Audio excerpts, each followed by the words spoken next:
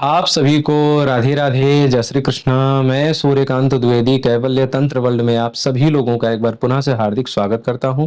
आप सभी लोगों का एक बार पुनः से हार्दिक अभिनंदन करता हूं।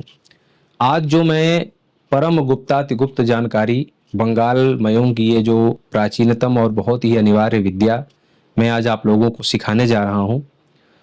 पराविज्ञान के क्षेत्र में, तंत्र के क्षेत्र में, योग साधना ध्यान धारणा के क्षेत्र में जो लोग आगे बढ़ना चाहते हैं, महारत को हासिल करना चाहते हैं, उच्च सिद्धियों को प्राप्त करना चाहते हैं, उन सभी लोगों को यह मंत्र सीखना परम अनिवार्य है।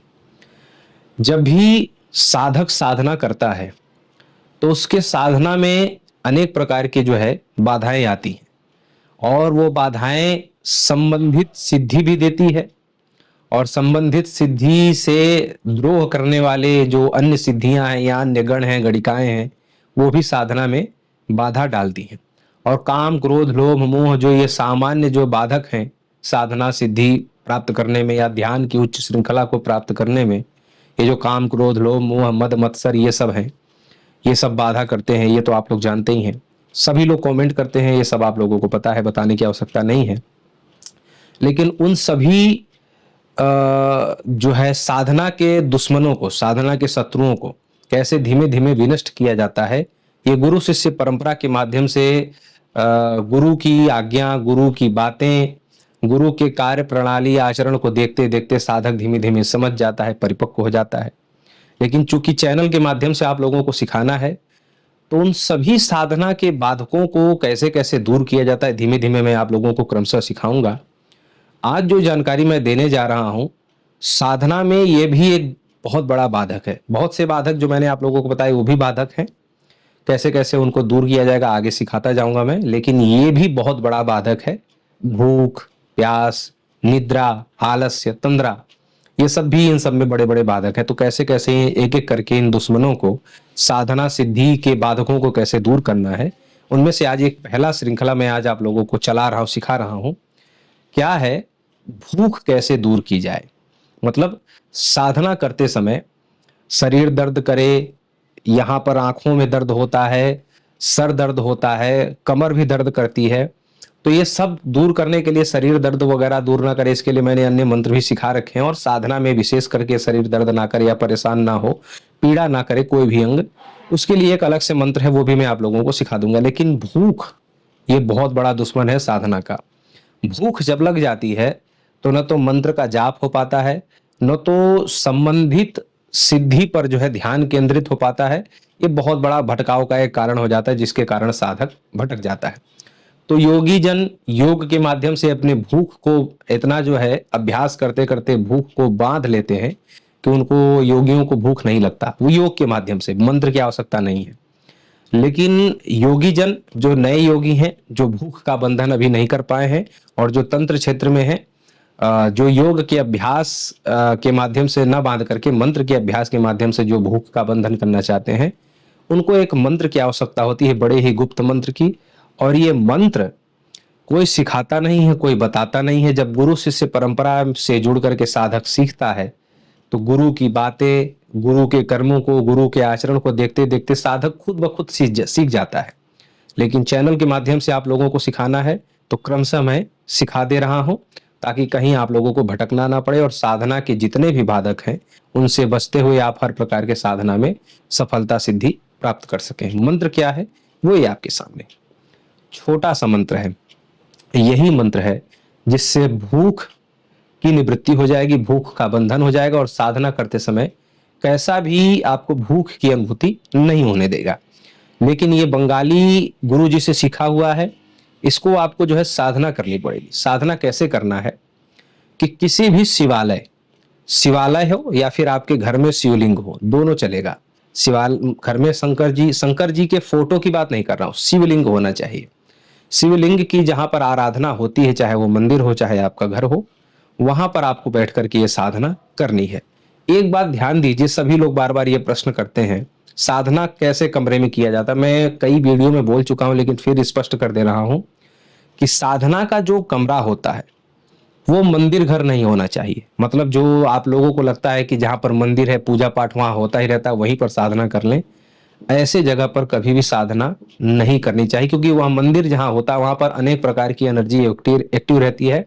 और जब आप साधना करते हैं तो कोई एक एनर्जी आपको एक्टिव करना रहता है। इसलिए कोई एकांत कमरा जहां पर केवल आप ही आए, आप ही जाएं, और वहां पर किसी और का आना जाना नहीं हो। जब आप घर में कर रहे हैं, मंदिर में कर रहे हैं तो कोई बात नहीं, मंदिर में तो बहुत से लोग आते हैं, बहुत से लोग साधना करते हैं, मंदिर की बाध्यता नहीं है।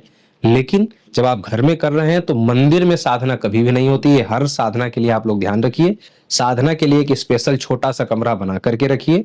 और जो है, नहीं कमरा है तो पीपल के पेड़ के नीचे साधना करिए, नदी के नीचे साधना करिए। बहुत लोग कहते हैं कि गुरुदेव हम गरीब हैं, हमारा 2 ही कमरे का मकान है, एक में परिवार रहता है, एक में हम कहाँ से साधना कर पाएंगे। तो ऐसे लोग मंदिर में करें, बरगद के वृक्ष के नीचे, पीपल के नीचे, बबूल के नीचे, नदी के किनारे साधना करें, शमशान वगैरह में साधना करें। वहां पर देखिए, जब साधना करने वाला व्यक्ति बहाने नहीं ढूंढता है, वो फिर कहीं भी कर लेता है। और जिसको बहाना ही ढूंढना है, फिर वो बहाना ढूंढता रहता है, वो कभी सफल नहीं हो सकता। बहाना ढूंढने वाले, बहाने बाज लोग कभी भी सफल नहीं हो सकते। और जिसको करना है वो तो कहीं भी कर लेता है। पढ़ने वाला आदमी रहता है तो रोड के किनारे लाइट से पढ़ लेता है, और जिसको नहीं पढ़ना है तो उसको चकाचौंध वाली लाइट में बिठा दीजिए, वो नहीं पढ़ेगा। कहने का अभिप्राय ये है। तो इस प्रकार से तो मंत्र आपको हमने बताया। शंकर जी हो या फिर आप अपने घर में करना चाहते हैं तो शिवलिंग का आप पहले से पूजा करते हो, साल 2 साल से आपके घर में शंकर जी की शिवलिंग की पूजा होती हो, तो आप अपने घर में एकांत कमरे में साधना कर सकते हैं। साधना किसी भी पूर्णिमा, अमावस्या या फिर सोमवार के दिन से आप शुरू कर सकते हैं, या फिर और भी कोई पवित्र दिन आपको समझ में आए। नवरात्रि है, शिवरात्रि है, जन्माष्टमी है, दशहरा है, ऐसे कोई और भी पवित्र लगे या ग्रहण वगैरह, तो उस समय से भी आप शुरू कर सकते हैं। लेकिन नहीं कुछ मिलता है तो सोमवार या पूर्णिमा, अमावस्या से आप शुरू कर सकते हैं। उत्तर मुख में बैठना होगा आपको, लाल आसन, लाल वस्त्र धारण करना होगा। भगवान शंकर जी का विधिवत अभिषेक, जैसे दूध से अभिषेक होता है, उनको बिल्व पत्र चढ़ता है, और जो उनको यज्ञोपवीत जनेऊ वगैरह चढ़ता है, उनको भस्म लगाया जाता है। ऐसे करके धूप दीप आरती करके सबसे पहले शंकर जी का विधिवत पूजन करेंगे, उनको भोग अर्पण करेंगे, थोड़ा सा जल उनको अर्पण करेंगे पीने के लिए। तांबूल चढ़ाएंगे। तांबूल जो पान होता है उसमें वर्क वगैरह ना लगा हो, जो चांदी का वर्क वगैरह, ये सब भगवान को नहीं चढ़ाना चाहिए। तो वो वर्क वगैरह पान ना हो, शुद्ध पान हो जिसमें मेवा मिश्री आदि डला हो, ऐसा शुद्ध पान उनको अर्पित करें भगवान को। ये सब करने के बाद भगवान से अनुमति भी मांगे, प्रार्थना भी करें। और गणेश जी का, अपने इष्ट देवता का, पितरों का, कुल देवता का, स्थान देवता का, सबका मानसिक पूजन करते हुए, ध्यान करते हुए 5 अगरबत्ती इन सभी देवी देवताओं के नाम से आप जला देंगे और दिखा देंगे। और इसके बाद आपको जो मंत्र दिया गया है, ये मंत्र आपको 21 माला जपनी है। बहुत थोड़ा देर लगेगा, आधे घंटे 45 मिनट का समय है, 21 माला पूरा हो जाएगा। मतलब एक माले में 108 दाना होता है, रुद्राक्ष की माला से जपना है। तो 108 जो मणिकों की माला होती है रुद्राक्ष की, वो 21 बार जो है करना है। ऐसा नहीं कि 21 बार मंत्र पढ़े और चलते बने, ऐसा नहीं। वो जप करना है, भगवान भोलेनाथ के श्री चरणों में जप का समर्पण भी करना है। और फिर घर आकर के, अगर आप देवालय में कर रहे हैं तो घर आना है, और अगर आप अपने घर पे ही शिवलिंग स्थापित करके पूजन कर रहे हैं, साधना कर रहे हैं, तो आपको अपने घर में ही, वहीं शंकर जी की जहां पर आपने साधना की है, वहीं पर आपको जो है चटाई बिछा करके, उषा की चटाई होनी चाहिए। ये बात ध्यान दीजिए। चाहे आप ठंडी में साधना करिए, ठंडी में हमारे वीडियो देख रहे हैं, गर्मी में देख रहे हैं, बरसात में देख रहे हैं, कभी भी देख रहे हैं, आपको सोना कुशा के आसन पर ही है। मतलब कुशे की चटाई आप बिछाएंगे।